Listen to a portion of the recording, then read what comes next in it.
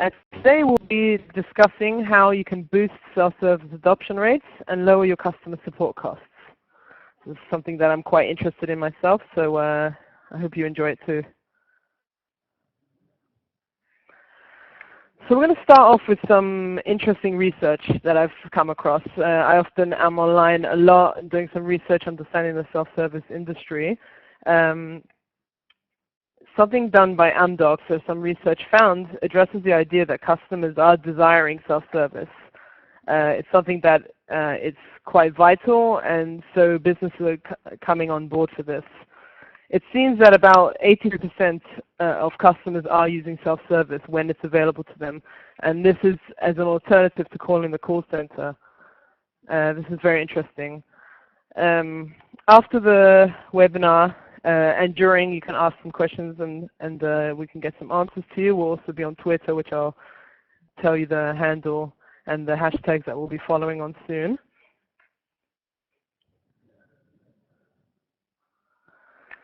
I just wanted to explore why we believe and why I'm so interested in self-service. It basically comes down to the fact that it makes financial sense for a business. Businesses are spending a lot of money to handle customers. Gartner recently did some research and they found that businesses who are adopting self-service are seeing costs going down.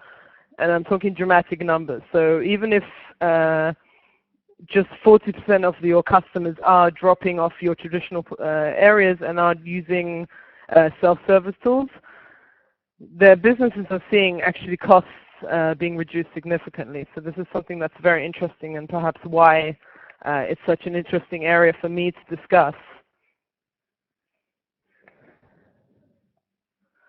Today we're going to discuss some of the areas that surround it. I'm not going to read to you what's available on the presentation you can see, but I'll just tell you that I'm just going to give you some outlines to the area, you know, how you can do it right, how you can adopt it into your business, and perhaps even the right ways and mistakes to avoid. We'll follow with some Q&A. So like I mentioned, I've set up the hashtag self-serve-adopt, which I'll be tweeting at, and anyone who wants to write to us and have a chat, we can engage through this hashtag. I'm on a handle of Steph WalkMe. This is what I tweet on regularly. We also have Paratra's handle there, WalkMe's handle, and one of the presenters today, John Seed from Paratra, his handle is Paraseed, you can see there. Of course, you can get this all online afterwards, so don't worry if you don't catch it. So today's the speakers. We have John Seed. He's the marketing director at Paratra. Paratra is a leading customer service software provider that often focuses on the service industry. And we also have Ari Tamam. He's from WalkMe Inc.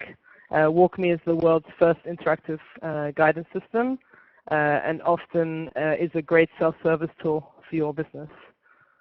Today will be moderated by myself, Stephanie Amini. I'm the editor of a customer service blog called I Want It Now.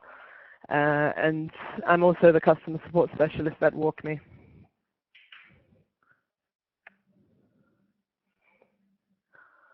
So why is self-service good for your business? This is something that I wanted to address because it's probably the most important thing. And it comes down to the fact that cost is probably your biggest worry in a business. It's the biggest KPI. You want to reduce it. So using self-service is a great way of reducing these costs. And you also have a lot of benefits that come with it, such as improving your customer experience.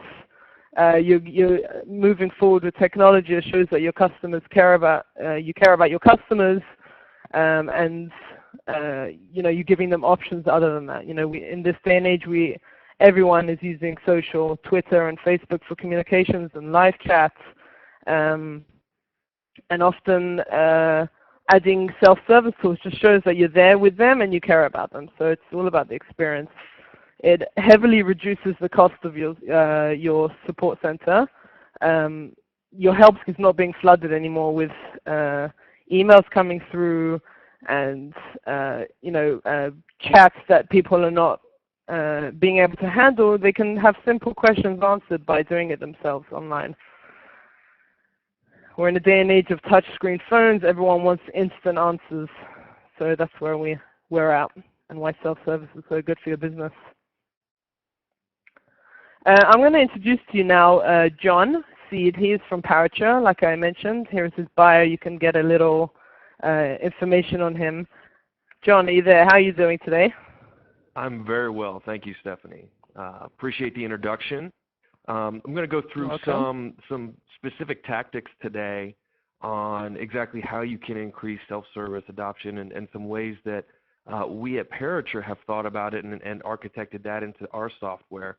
As Stephanie mentioned earlier, we're a customer support software solution, so providing the tool for agents to be able to connect with end users in any capacity, whether that end user be a traditional customer in the way we think of it, or a citizen or student, faculty, staff, things like that. So I've been here a little under 4 years, so almost on that 4-year mark, and wanted to share some of the experiences that we've seen with our customers today. So without further ado, jumping in here, again, keeping in mind we're going to go through 8 ways to reduce self-service adoption, and as Stephanie mentioned, we'll have some Q&A afterwards, but getting right into it here, first is making sure that the way that you're propagating content across your support portal is being indexed by search engines. This is one of the more kind of underrated things that people don't really think about as they're creating knowledge-based articles, authoring content that speaks directly to some common questions, issues. Maybe it's a full how-to set with video involved. You're putting that out there so that you can be consumed by your end users, and so making sure it's being found right away is going to be important. You think about when you do have an issue or you have a question, even if you want to know what some type of cat is, you're going to go to the search engines first and just start typing in there. And so what you want to do is have your information be shot to the front of the list as the authority on that particular issue. So that they're not going to some other forum and getting an answer that may or may not be correct. So making sure you're driving folks to your support portal via the search engines is going to be really important. Number 2 is making sure that it's the knowledge-based content you're using as a foundation for self-service is being propagated across different channels and different means. So you kind of see here a little bit of those examples. So you see on a mobile device, as Stephanie mentioned, touch screens and things are becoming more and more prominent. I'm sure you've all seen the stats around the different adoption rates among smartphones. So people want answers on the go, and they want it in real time. So being able to surface that same knowledge base across different channels is going to be important. And Facebook is the other one I have here. So Parature, as we've thought about this, people are starting to interact with organizations on social media platforms and mobile devices where they're spending the most time. And so making sure that your software, your technology, your strategy utilizes the work that you're putting into your content foundation and propagating that across these different channels is going to definitely be something important to think about. And the way you do that, with technology nowadays, making sure that it's done in an easy way so you're not having to copy and paste into these different environments is also going to be, crucial for your internal agents to maintain that efficiency as well. So next I want to talk about the content organization itself. So really putting yourself in the shoes of your customers and understanding what types of questions they're asking. Is it related to specific products? Are they all grouped based on past purchase history? Is it based on new or recent topics? So having a system that propagates the most recent and most relevant topics, as you can see here, is going to be important as well. So that when your folks are coming directly to your portal, you're putting information in front of them that it's going to be most relevant to the likelihood of them adopting these online answers as their go-to for any questions that they're having. And then on the right, you can see here, grouping things into different categories is important. Whether it be topics themselves or, like I mentioned earlier, into different product categories and then sub-filtering from there. having it be easily browsable so that if they really don't know kind of exactly what to ask, they can kind of come through and take a peek at some of these different online resources as well.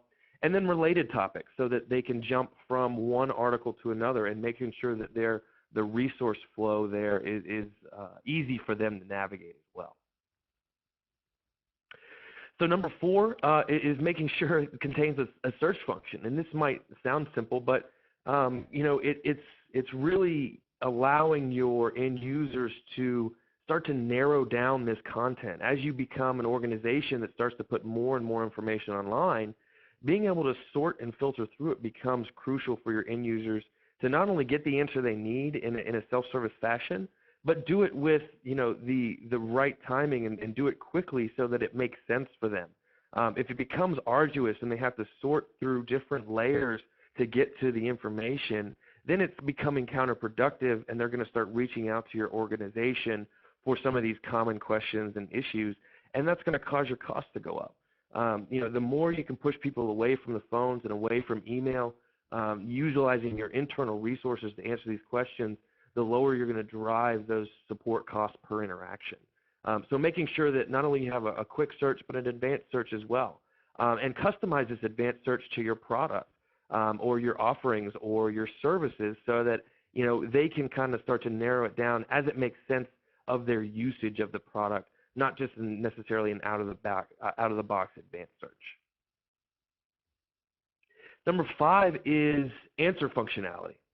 So what you can do here is make sure that as you're going through the ticket submission process, say they've kind of come to the website and they are looking for some particular answers and they can't find it, and so they go to submit a ticket. Or they've decided to skip the whole process in general and just go straight to asking your organization a question, making sure that your technology and whatever engine you're using that for propagating knowledge base articles is linked with your ticketing system so that now you're able to surface answers that are most relevant to the keywords and categories that you're setting up on your ticket request form. This is something we've thought about in Parature as we've architected kind of the way that we built our product, is making sure that each business thinks about the way that they implement their ticketing system and the questions that they're asking as people are coming into the organization based on what's being grouped together in the knowledge base articles. Making sure that the browsing categories are some of the same that are being asked in the ticket, so that now you can start to surface relevant answers, give them the option to say, hey, you know what, this is my answer, this helped me out, I can resolve it from here on my own without having to further reach out to the organization. And that's also going to allow you to track some things on the back end and really kind of get an idea of how efficient your self-service adoption stats are becoming. Number 6 is making sure that you're utilizing the information you're gathering to organically grow your knowledge base. There's a couple ways to do that. Making sure that you're looking at feedback and on each individual article, or feedback in general on how helpful your online resources are, to get some insight from your customers as to, okay, are we doing the right types of things? To get more granular and more detailed, start looking at how your search results across your website, making sure that the tools you're using can index what exactly people are searching for in the knowledge base, and then what's being populated in front of them. Use that to fill the gaps where there might be a search that doesn't necessarily populate any information. That's a place where you can easily go in and say, hey, we need to put something here because people are searching for things that we're not able to put in front of them. Another one here highlighted in front of you is this is our WYSIWYG editor as the agents actually answer questions. There's this suggest the KM feature here. And what this does is actually, as you're submitting the ticket, this is also going to kick an email off through the system and surface this answer that your agent has given to the end user as a suggestion to become a knowledge base article. So what this does is, as your agents are on the front lines handling these questions day in and day out, they get a question that's come in, maybe 5 times in a day or a week or a month, and they spend some time researching an answer and putting it here. They think it's a good one that needs to be, kind of replicated. they can take that, send it over to Knowledge Base Manager. That team can review it and then publish it directly from that same system, so that now you're really putting some grease on the wheels of getting that content out there in a seamless fashion, and it's done organically, so you're actually using the data that you're getting from a day-to-day standpoint. Another one here is to promote your knowledge base and promote your self-service options on other channels. As we talked about indexing with Google, but tweeting, allowing your company to tweet, different common articles, maybe the top one viewed of the week, showing your Twitter followers on the support capacity that, hey, there's great information here. You might not even have a question right now, but this might be relevant for you. Putting that same knowledge base that you're using on your support portal within the Facebook realm. Linking back, to that article consistently when you're answering questions in a public realm, so that people know when they see this question and answer set going on that, oh, okay, this answer is not only coming from the organization, but is populated online as well.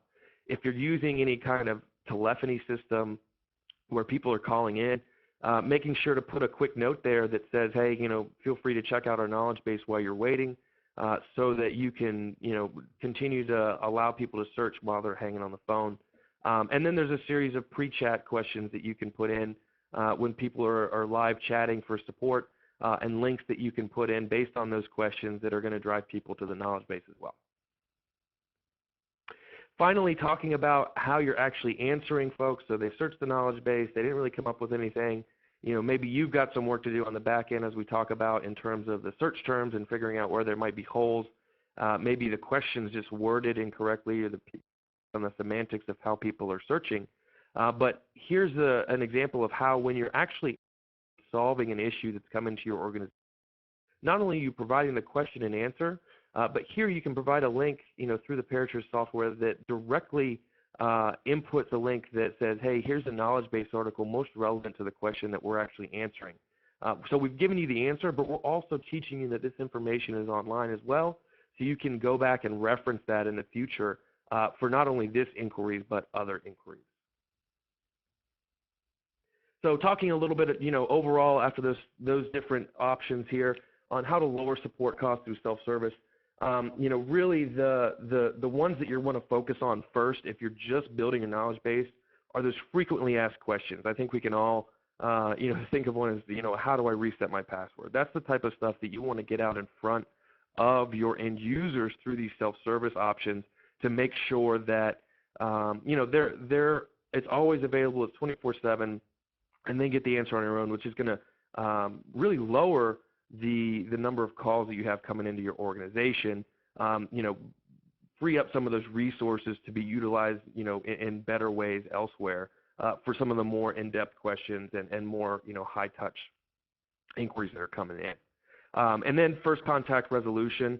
Making sure that, this is one of the key KPIs that we hear about all the time is, how often are we getting the answer in front of the inquiry on the first try, without eliminating that back and forth, decreases the time that it takes to actually resolve these issues.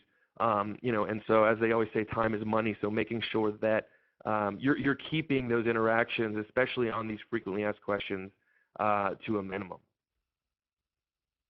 Also, kind of reduce the staffing needs. As I mentioned, it's 24/7. It's always available, always online. So if someone has a problem at 3 o'clock in the morning, they have it there.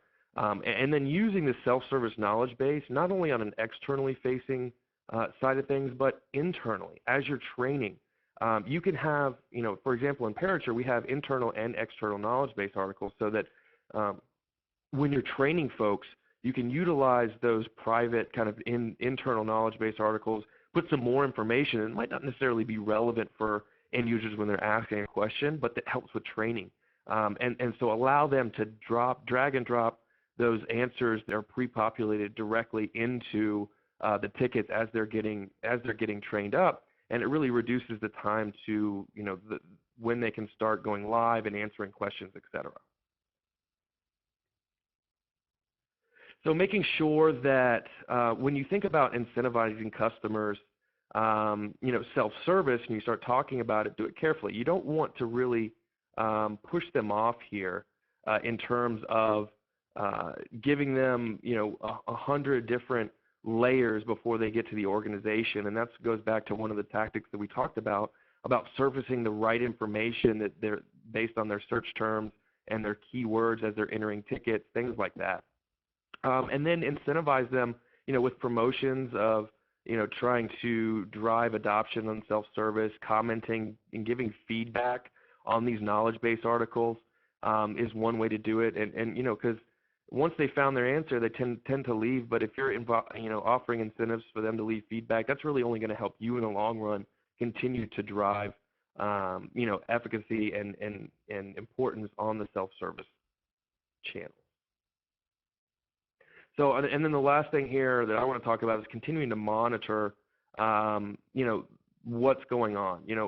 We talked about the knowledge manager option, be able to send that to a knowledge manager. Well, that implies that, there is someone in charge there, that there's someone reviewing the ways that you're putting information out in front of your end users, and then actually being able to monitor and report on, like I talked about earlier as well, the what ways people are searching, what are they searching for, where are the gaps there, and continuing to use these metrics to improve upon your space. So with that, I want to kick it back over to Steph, and she'll introduce Ari for the next part. Thanks, Steph. Thank you, John. Thank you. That was really good. You know what? The point number 4 was really interesting to me, was about speed. I think it's part of the whole instant gratification era we're living in, smartphones and all of that. People are going to just turn to Facebook and just rant on there and get all their friends to start liking it, and that just causes trouble. So speed is definitely something that's important. Now I want to introduce you Ari Tamam. He will be speaking about self-service adoption on behalf of WalkMe. Hi Ari, are you there? How are you? I'm here. Thank you, Stephanie. You're okay, welcome. well, yeah. Go ahead. Thank you, Stephanie, for that introduction. And wow, John, that was a lot of useful information, and I guess many ideas that people haven't even considered yet. So, my name is Ari Tamam. I'm the Enterprise Sales Director here at WalkMe, and today I'm going to show you a bit about how self-service can be made easy using WalkMe. So, we have heard some excellent advice and information from John about how to improve your customer experience through self-service and how to structure your information and access to it on the web. So where does WalkMe fit into this picture of encouraging self-service? Well, simply put, WalkMe makes it easy. And let me show you how. First, let's take into consideration what John from Parature has said and make sure that the data is available, accessible, and well structured. Then comes WalkMe. If I could give you a bit of an explanation about the WalkMe platform, it's a way to deliver on-screen guidance with step-by-step instructions which show the user exactly what they need to do to find what they're looking for or to execute any online process. If you imagine WalkMe as a transparent overlay over an existing web page, this enables you to put any information on there, whether in the form of tooltips or tip balloons that you can see here on the screen. This basically is a balloon guiding the user with instructions of exactly what you need to do, whether it's to click or to type in information. So WalkMe really becomes, or makes self-service a no-brainer because we're providing users with an easy-to-follow process in the form of on-screen tip balloons. These tip balloons, let me just switch you to the next screen. These tip balloons instruct the user what to do next in order to advance them through the task at hand. Whether the user needs to enter data into a field or whether it's a simple case of like clicking on a link or an element on the screen, the balloon displays exactly what the user needs to do next. I will show you a live example on a website in a moment, but before I do that, do you remember the quote from the on the second slide from Amdocs? Let me just bring that up again. Here it is. So this says 83% of consumers said they would follow proactive notification instructions rather than call the contact center. Well, that's exactly what WalkMe provides, and provides it on screen in the process that you want to execute. So with that, why would you do any of these? Limiting the option for manual support, or something that I find hard to believe is, let's make the phone number impossible to find?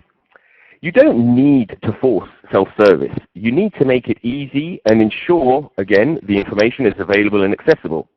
At the end of the day, you want your users to enjoy an easy experience. If you make it difficult in any way, they will eventually find this resentful and obviously vent their frustrations on either yourself or the customer support representative they eventually get to. They certainly are not going to be good references and may even get so frustrated that they get to the point where they move to one of your competitors. Not exactly the reputation you want to be building. So let's have a look at an example of how WalkMe can work, and this will just take me a second to switch screens here. Here we go. You should see my screen in a second. And this is going to be a live example, or rather an example of one of our customers. And let me see. Yep, there it is. Okay, so this is Adobe screen. I'm sure you've all heard of Adobe, and this is one of their sites called EchoSign. What does EchoSign do? It basically enables users to manage and sign documents electronically. So here you can see the WalkMe tab on the side, show me how, with a question mark there.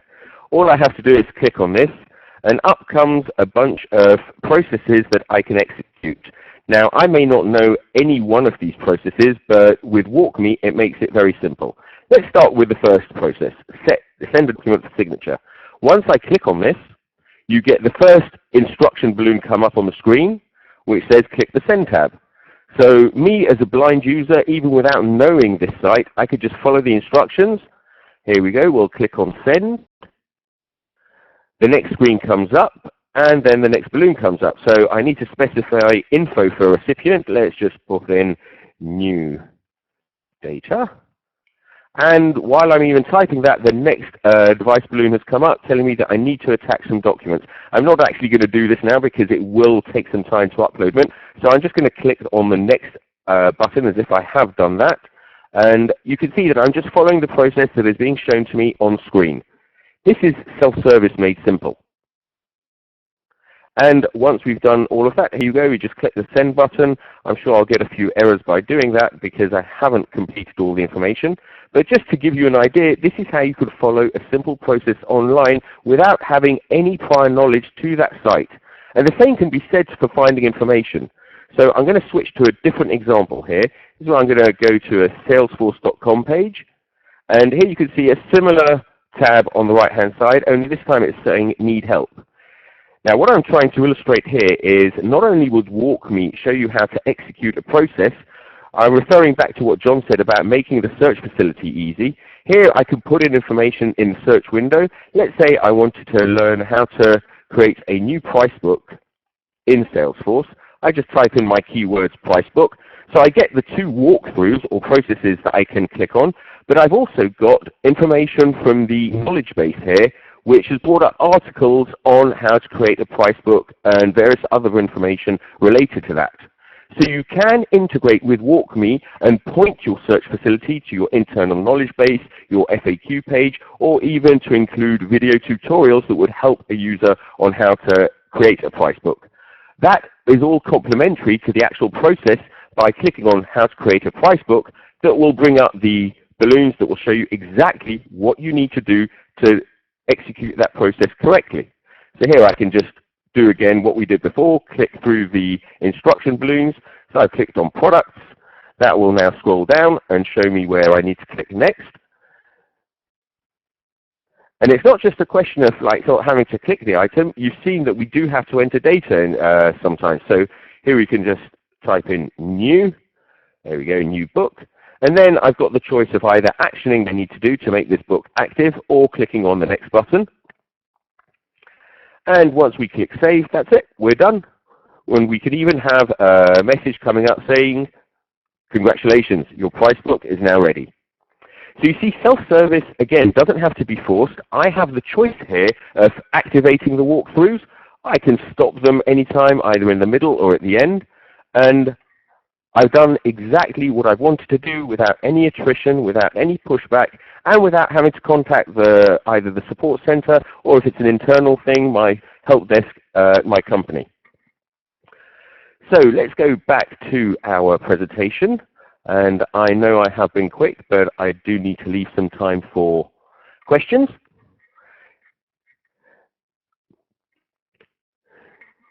And here we go. Let's go back to our slide that we wanted to show you. And here we go.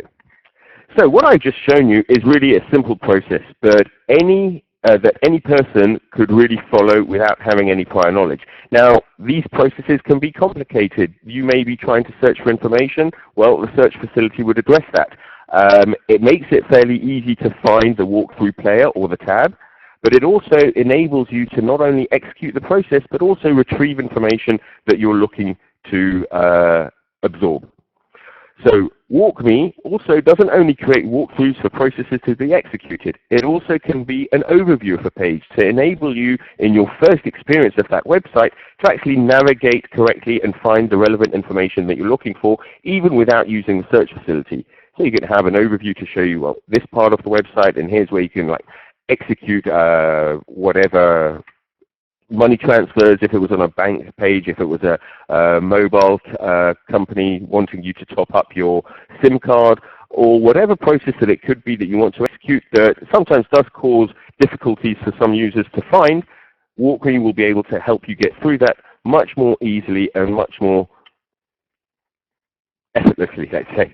So here on this slide, we're trying to blend the self-help with assisted help, because some users may not want to have to go through the online advice, and they still will want to contact someone, the help desk center, and get personal advice from someone on the phone or through a chat service. Now, in this case as well, you have the ability to use WalkMe to bring down the time that is spent on those customer service calls. Because we did mention at the beginning of the presentation that we're not only trying to promote self-service, we're also trying to reduce help desk costs and the amount of time each customer service rep spends on the phone. Now, this is something that WalkMe is able to do by providing a permalink. What is a permalink? It's simply a URL that can be sent to a user. That URL, once clicked on by the user, will start a specific walkthrough. Remember, a walkthrough is a process that is broken down into step-by-step steps, where each step is in the form of a tip balloon on screen that the user can follow very easily. So how does the permalink help? Well, let's look at it like this. Whenever a user does contact customer support, instead of the rep hand-holding the user through the whole process, instructing them live for each step, they can simply send them the permalink or point to a walkthrough if they're already on screen and explain to the user what they need to do to follow it. Simply follow the advice on those tip balloons. So for each customer support rep, instead of spending 5 or 10 minutes with each user, the rep can be done in under a minute, freeing them up to handle as many more calls as they can. So in other words, if we take, say, 5 minutes per call and give the rep a bit of breathing space in between each call, he could do, let's say, up to, I don't know, 10 to 20 calls in an hour. If he's using permalinks or pointing to walkthroughs, he can double that very easily and address many more calls during the day. This is obviously going to reduce cost, increase productivity because the customer support rep can handle so many more calls, and improve customer satisfaction because a customer doesn't have to sit there for 10 minutes or 20 minutes on hold waiting till he gets a rep. They'll probably get a rep within 2 to 3 minutes or even less. So this is a way where WalkMe can actually help reduce the costs of customer support centers and make their productivity so much more effective.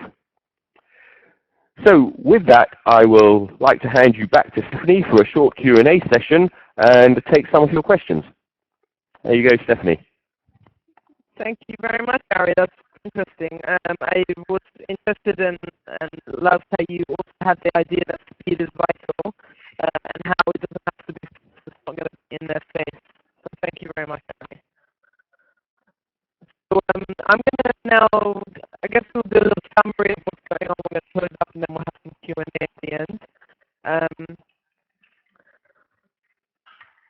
want to explore the idea of how you can actually create the adoption plan.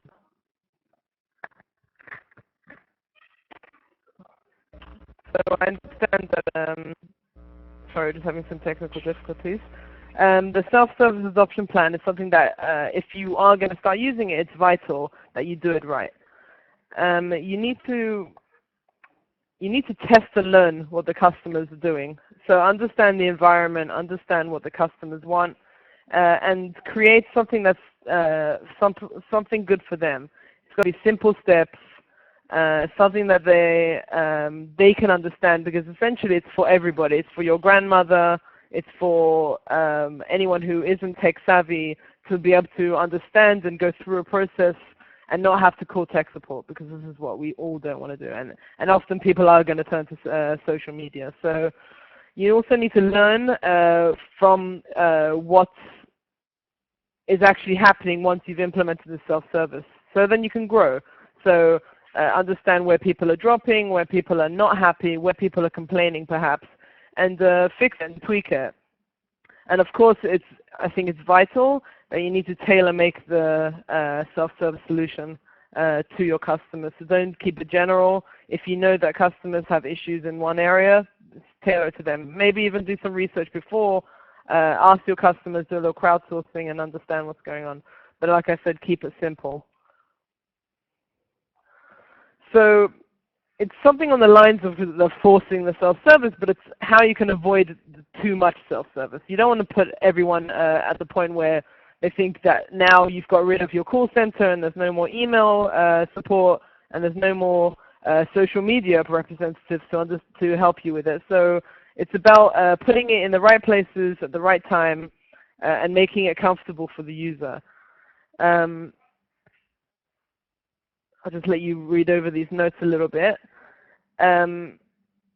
I think it's vital that you inform customers that it's not going to be a replacement. It's an addition to your support. So you can say something like, now we're introducing self-service customer support for you, as well as social media and email and all of the different areas that you focus on. It gives customers the idea that you are there for them and you're not just bringing in something else to make money or to get rid of your employees because you don't need them anymore. That's not what you want to tell them. Customers can become wary of self-service. Like I said, they're going to think that, oh, now this is the only option. What are we going to do? I don't want to use self-service. I want to talk to someone. So you have to make them aware that it's something that you're growing with them. So then they'll be interested in it. And perhaps it's something that I think is something key is to don't go full force in the first go. Get ready for self-service adoption. You know, play it out in areas that you know there might be some problems, but it's not a big deal. And then, you know, introduce people to it slowly.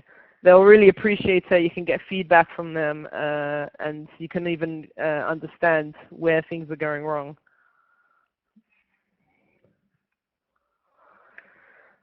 So what is the market outlook?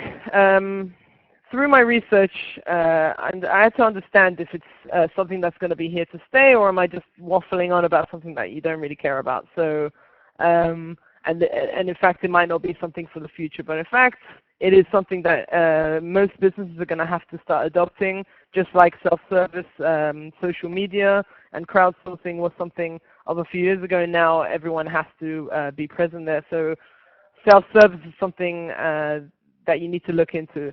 There's research by Gartner that said by 2015, all-round budgets in the marketing will go towards customer service. So it's about social media and being at the front of the business. So self-service can be there as well. It's very fitting to the area. Crowdsourcing is also an area. You can see some of the statistics. So like I said, it's here to stay. It's something that I often talk about on my blog. You can check it out. Again, I don't see many people tweeting with the hashtag. I'm free to answer questions as well online. But I talk about on my blog, I really believe that self-service is here to stay. Like Ari had mentioned and John had said that 80% prefer to have good self-service than calling the contact center. So this number is growing. And what I believe is that you can't force it. Don't make it like an absolute that customers have to do Make it available as an option, just like you've made available social media and email and the call center. And make it efficient for them. Make it a tool that shows that you're going ahead with technology, that you're a company that is going to be here to stay and you're not just jumping on a bandwagon. Make it part of your business. Blended with your customer service regular box. So like I said, and Ari had mentioned, if you're on live chat, you can suggest to them to use self-service if they want, if they don't want to spend time. And lastly, just to monitor and measure. It's about tweaking things and understanding that it's going to be something that you can work with long term.